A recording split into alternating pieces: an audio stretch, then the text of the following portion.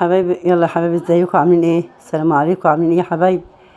معايا فرختين من اللي هما بنحشي الرز. خلاص، عملت بصلايه فلفل اسود مرته يعني، ورحت ايه، وبالفلفل الاسود والملح على البصلايه، وحشيتهم كلهم كده عشان ايه تبقى حلوه كده وطعمها حلو.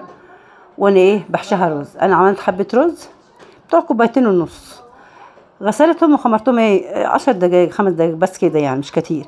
صفيتهم، حطيت عليهم بصلايه وفلفل اسود وحشيتهم، والميه غلت. حطيت زي ما انتم شايفين الطماطم والورق اللورا والحبهان وبصل، وحطيتهم ماشي. وواحده من هي الليموني ده، وليموني اللومي اللومي، وحطيت عليهم جرين فلفل، حطيتهم على النار. دي بقى ايه العصاج اللي انا هعمله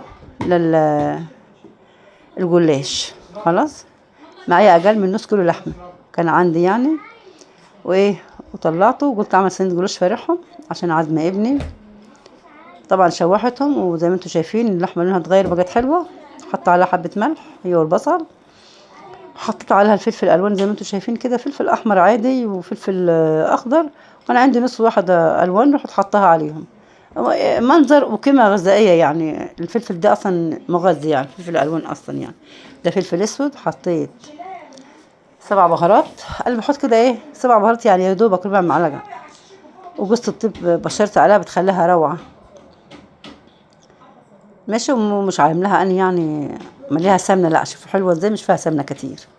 معايا بيضتين حطيت عليهم فلفل اسود ضربتهم، وكوبايه لبن. ودي بقى ايه خليها على جنب كده يا حبايبي، يلا علشان ايه نبقى نسقي بها الجلاش. معايا ايه لفتين جلاش، هطلع اول لفه وني سيحت سمنه، حطيت عليها بيكنج باودر وحبه لبن صغير عشان مش كان عندي زبادي بصراحه. ماشي، الزبادي حلو.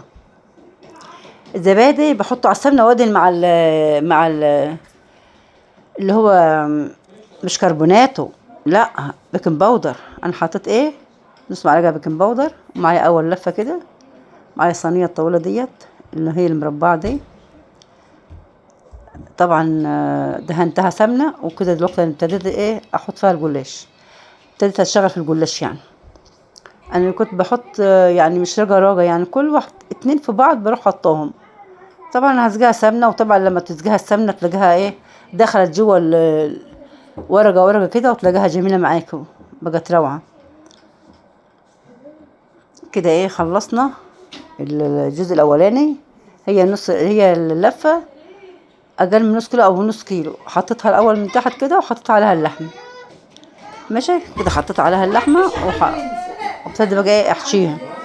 يلا يا حبايبي كده هنكمل ونخلص. انا حشيت اللحمه وخلصت، وبقيت السمنه اللي معايا رشيت بها كلها على الجلاش يا حبايبي. خلاص، رشيتها على الجلاش كلها، واديني زقيته بالبيض واللبن اللي انا عاملاه. خلاص زي الفل اهو. بس اللي بقى ايه غلطانه يعني، كنت المفروض احطها في الفرن تشمع شويه من تحت، اروح زقيها بالخليط دوت. بس مش حصل حاجه، الحمد لله زي الفل يعني بصراحه. صلصه المحشي وسلق عصفور عملناه، وادي صينيه الجلاش طلعت زي العسل قدامكم اهي، جميله يعني. هي يعني دي احمرت مني بس كده ايه غصب عني، معلش. خلاص، والحمد لله عملنا الاكل وحطينا المحشي اهوت، وادي الجلاش وادي الاكل بتاعنا وغدانا. اتفضلوا معانا يا احلى مشاهدين في الدنيا، مش انتوا اللي كل الشراء.